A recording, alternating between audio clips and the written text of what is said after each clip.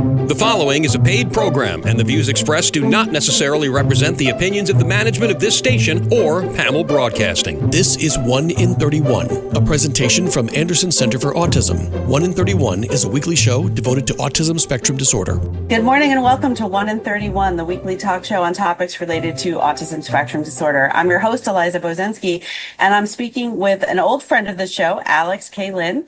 Alex was on the show a while back talking about Autism Rocks and about, his take on the world and his experiences so far as an individual person, as an advocate, as somebody with a lot to share. And we welcome Alex back on the show this time to talk more about your thoughts and your background in Autism Rocks, and also to promote the upcoming 2025 concert. So welcome back to the show, Alex. It's nice to have you. Thank you for having me again, Ms. Bozensky. You're very welcome. We had a really nice chat last time about so many topics. I remember talking about your family, your experiences growing up at the different schools you went to, that really big life moment that happened when you did a presentation in front of your school, and how that changed a lot of your social relationships and how you perceived yourself and your grandmother, I think, and how she saw you and said things she said to you that really changed your life.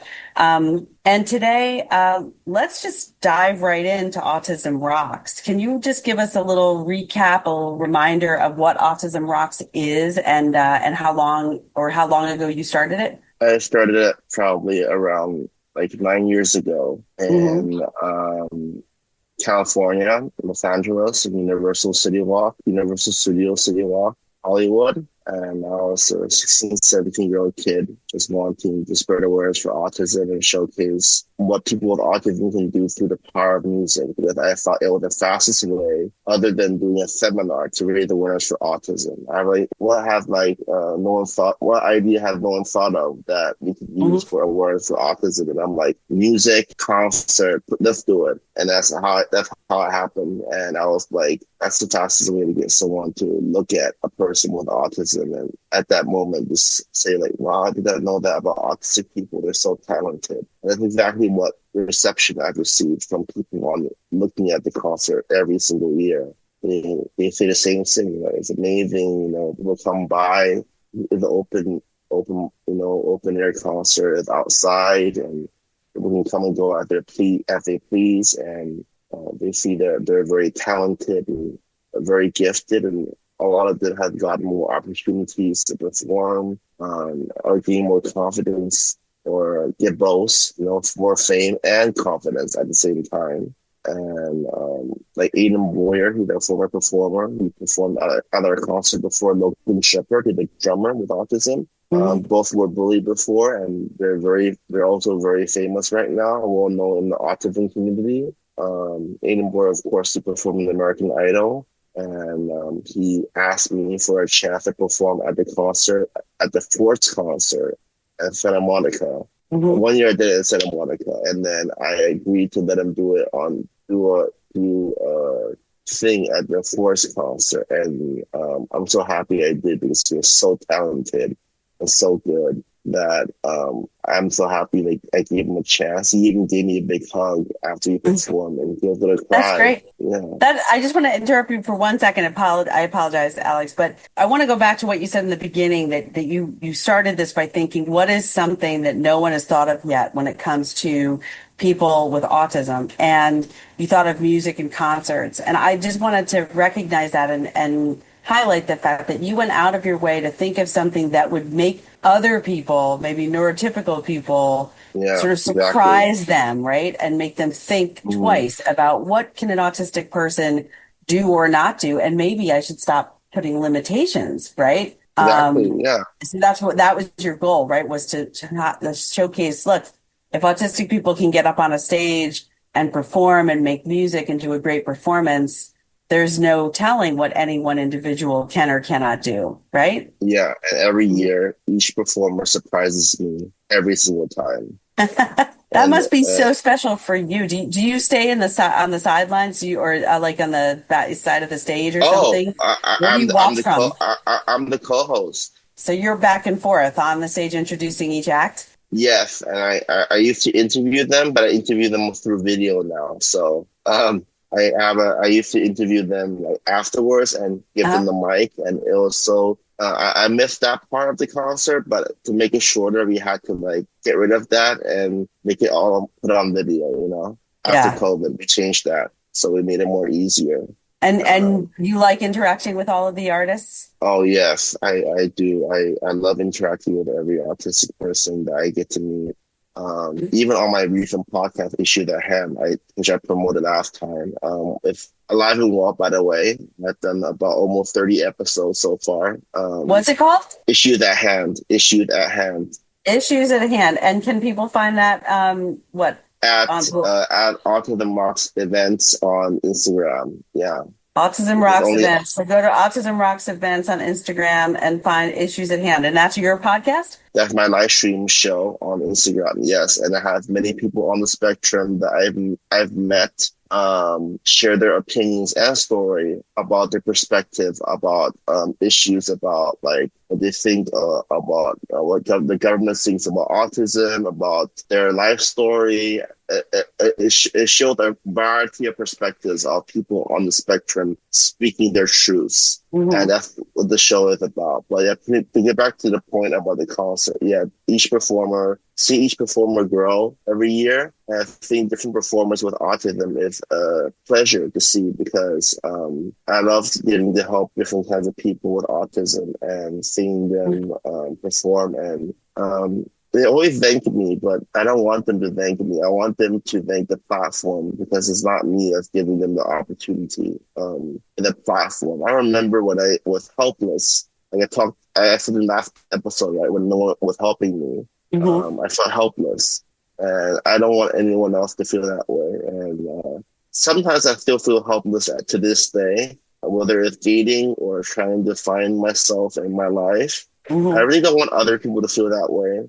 And I realized with my grandmother is that even when she's helpless, she doesn't ask for help. But even the most helpful people would also ask for help sometimes. And I realized that I have to ask for help too. So now I'm realizing that. So, for example, like I talk to sometimes I want like some time to myself. I tell people that, or like I love to help people every day and stuff. But like and I love to help people. I love to, but like, for example, like if I have to compromise who I am to be with other people, to be friends with other people, I'm not going to do that anymore, because that's just I don't want to be with someone that will tell me like, oh, I don't want you to do this. I don't want you to do that, because it annoys me. But like, if they can be very specific on what they want me to do and stuff, and can I be reasonable about it, then I might consider doing it. But like, if they ask me to completely change who I am to be their friend, I'm not going to do that, because that takes too much of my energy away, and I don't want to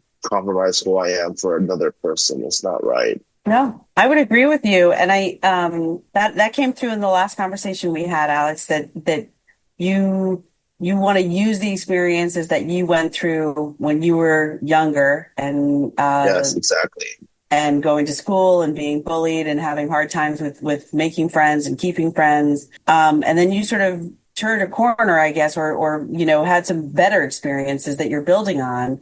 And that seems to be the message you want to get out to the world. And you're choosing your Autism Rocks events, your Instagram, and your Issues at Hand, and the concert, of course, to spread that message, which I think is really wonderful. And you think the performers feel that from you when they're getting ready? Pardon me? Well, the performers at the concert, they feel, is that one of the reasons why they want to participate in the concert, because they feel they want to be part of that message? I did an audition contest this year. Oh, fun. And I had 9 people that auditioned for the Flutie SWAT Squad audition, my nonprofit SWAT Squad Inc. I created in 2018, 2019, I forgot the year, but 2018.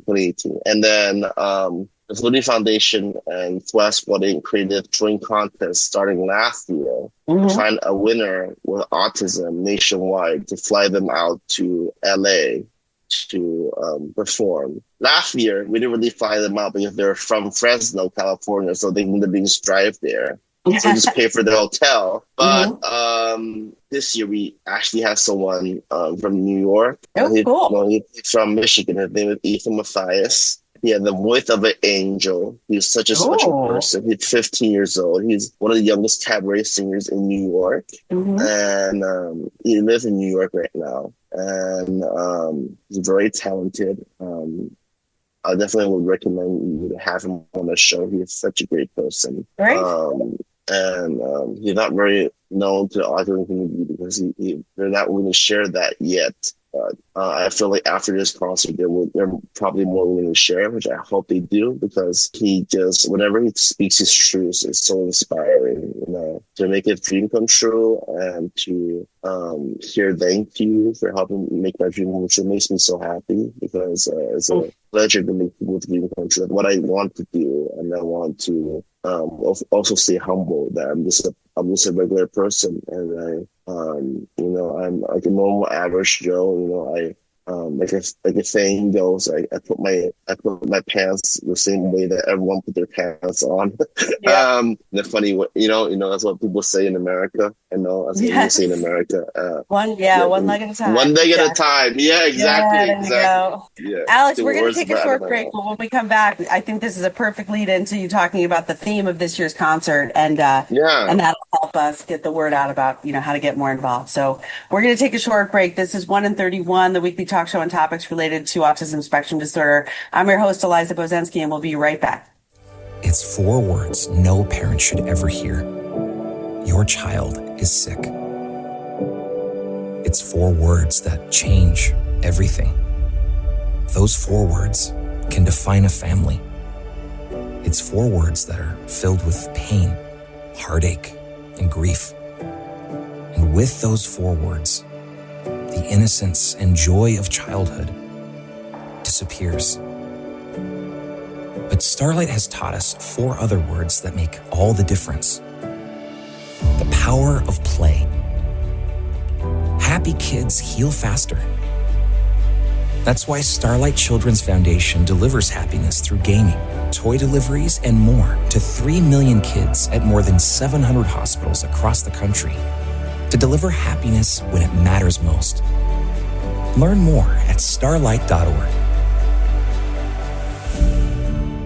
I'm Angela Bassett. As a first responder on screen, I know what it means to act fast in an emergency. In real life, the same urgency can save lives, especially when it comes to food allergy. For 33 million Americans, one bite can cause a life-threatening reaction. Now, there's a needle-free option, a new way to carry epinephrine. Know the risk, know the options. Be ready to act. Learn more at foodallergy.org/ready-to-act. Today alone, 5,370 people in the United States will be diagnosed with cancer. That's why Stand Up to Cancer funds and develops the newest and most promising cancer treatments. Stand Up to Cancer wants to provide you with every opportunity to join in this mission. By donating your home, land, or commercial property, you can help Stand Up to Cancer fund innovative cancer research. Stand Up to Cancer makes the process easy, and it may be tax deductible. Visit standuptocancer.org/giveproperty to learn more. And now 1 in 31 continues on 100.7 WHUD. This is a weekly community affairs presentation from the Anderson Center for Autism. Welcome back to 1 in 31, the weekly talk show on topics related to autism spectrum disorder. I'm your host, Eliza Bozensky, Chief Development Officer at Anderson Center for Autism, and I'm talking today with a friend of the show, Alex K. Lynn, who is from Autism Rocks. And Alex, you are getting ready to put on is this your 9th or your 10th Autism Rocks concert in California? Eighth concert. It's the 8th? Yeah. Okay. Your 8th concert. It's coming up on Saturday, June 28th. And that is it at Universal Studios again in Universal City Walk, Universal Studios, City Walk, Hollywood, 6 to 9 p.m. Yeah. 6 to 9 p.m. Okay. And is there information about the concert on your Instagram, Autism Rocks events? Yeah. Autism Rocks with the S events. Mm-hmm. Yeah. Don't forget the S. Yeah. All right. Well, so don't forget the S's. So it's Autism Rocks events on Instagram. So earlier, before we started today, Alex, you told me the theme of this year's concert, and I think it's great. Can you share with our listeners what the theme is? That we that autistic people make society whole and that we're not an epidemic. Exactly. So we make society whole and we are not an epidemic. Do you want to just talk about that a little bit more? Why you Yeah, chose that theme? yeah, because recently I think the government have strongly used the word epidemic to relate to autism, and a lot of the on my live stream and throughout my live stream podcast, I have learned that many on the spectrum have not appreciated the way the government has treated the autism community and alienated everyone with autism, saying that we have some kind of disease, which we don't have because we have a condition, not a disease. And I've seen Danny Bowman, my co-host from Love on the Spectrum, which I know who went on the show before. Yeah, she was a guest. Yeah, and then I went on Autism Live with Shannon Penrod. I don't know if you know who she is. No, I don't. She also had a live show like this. Yeah, I went on her show I think last week or 2 weeks ago, and then I also talked about my theme too, and I talked about that I believe that we should be brave enough to talk about this because we need to take a stand when it's very important. And I think they went over the limit by saying that we are an epidemic. It is very wrong because it's been backed by many studies that we're not an epidemic and that we have a condition. We don't. And this is like, for example, like, would you say that being gay is a kind of sickness? No, right? So it's like being autistic is that kind of sickness? No. So that's the same answer to that. I'm not saying that being gay and autism are similar, but somehow they're similar in that way. You know what I mean? That like, you wouldn't call them a sickness because they don't have a sickness or epidemic because they are clearly like being gay or the kind of sexual orientation. And autism is kind of neurological disorder or neurological condition someone has in their brain or in their body, the way they think.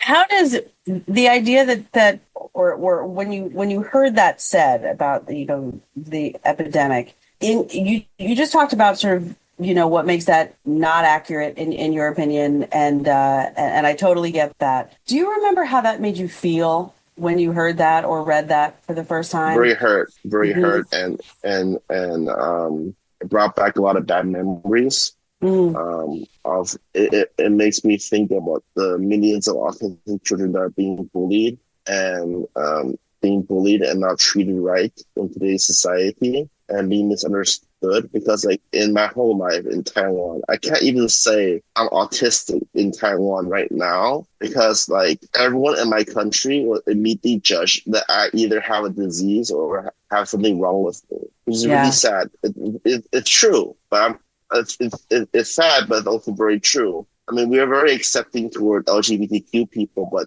when it comes to autistic people, they just don't accept it. When they hear autism, they just think they have a disease. Like the word 自闭症, which is autism in Chinese, literally means to self-isolate. Which is very unfortunate because it's not accurate. Yes, it's called 自闭, which means to close yourself off, which is not true. Well, I agree with you because here at Anderson, I see it all the time. That's actually one of the myths that I think has been, people have been trying to show repeatedly that there's, autistic people by and large are like any other person where some people are introverts, some people are extroverts. It's some people like to have more time by themselves, some people don't, but it certainly isn't that everyone with autism wants to self-isolate and doesn't want to have social experiences. You didn't share that last time. That's a really interesting fact. You did share the piece about your home country not being accepting and welcoming. They're trying to be more. They're trying to be more.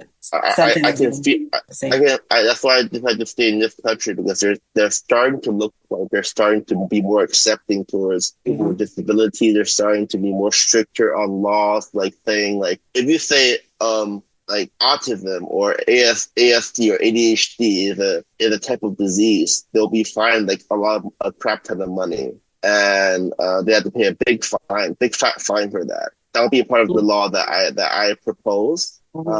Unfortunately, like our government is going through a lot right now, so they they unfortunately can't pass that law yet. But if in the works, and they plan to do it as soon as possible, so I hope they do. We have a I don't know if you heard, but Taiwan has a big impeachment happening right now because they're trying to get rid of the bad lawmakers in our country right now, because they're supposed to be supervising the government, but they're wrongly cutting a lot of funds for necessary funding for young people, for our defense fund and stuff in our country. So we're impeaching them to show that. Didn't hear a lot about that, but I want to go back to concert and you and your work and your passions, just because we are running out of time. We only have a couple minutes. I want to ask you or make a comment about the We Make Society Whole part of the theme this year. I think that's a beautiful statement. It made me think that for a long time, one of the images that's been used in all sorts of media and really everywhere when it comes to the autism community is a puzzle piece, right? And for a lot of people, many people have moved away from that because of the idea that, we don't want to be looked at as a puzzle to be figured out or fixed or put in the right place. It's sort of, we are who we are. But if you look at a bigger puzzle, for example, and the fact that autistic people and neurodivergent people make society whole, that's a different way to look at it, I think, that without everyone who is a human person in our society, we as a society are missing a part of the function. Yeah. Right. You're missing something. So I think that's beautiful. Are you going to get up and speak more about the theme at the concert? Should people make sure to get there right at the beginning so they can hear you talk about it? Or I want to be there throughout the concert. I mean, I'm going to talk about that we need more resources to fight bullying, and that we have a condition, not a disease. And I'm going to have videos of famous people like Freddie Highmore, who played Sean Murphy on The Good Doctor. He had the video show during the concert again. And I talk about that. I talk about inclusion, including people with autism, in my script with my co-host Danny Bowman. Danny Bowman's going to say the same thing I'm going to talk about, which is inclusion, how it unlocks potential for people on the spectrum, how it gives more opportunity to socialize with each other, understand each other, which is what we need, right? Understanding each other, neurotypical or atypical, right? Absolutely. We need to understand each other more, and it talks about that we need to have more love and understanding. And it talks about, pretty much like why we need to be understood and why we need to be included by other people. That's pretty much what I'm going to say. These are all positive, loving, interpersonal, just really wonderful sentiments and themes. And we have to wrap up the conversation for today. But Alex, I want to wish you the best, absolutely best. Thank you so much. Annual concert. This is the Autism Rocks concert coming up on Saturday, June 28th at Universal City Walk stage in Universal Studios in California. You can get more information by going to Autism Rocks Events on Instagram.org. Yeah. Okay. And also on Instagram, you can get information there. Listen into Alex's live stream show, Issues at Hand. And really, the more I talk to you, Alex, the more you open my eyes up to, so much positivity that you've taken away from some really hard times in your own life and then sharing with the world. Yeah. And I applaud you for that. So thank you, and really best of luck with the concert. It sounds great. Thank you.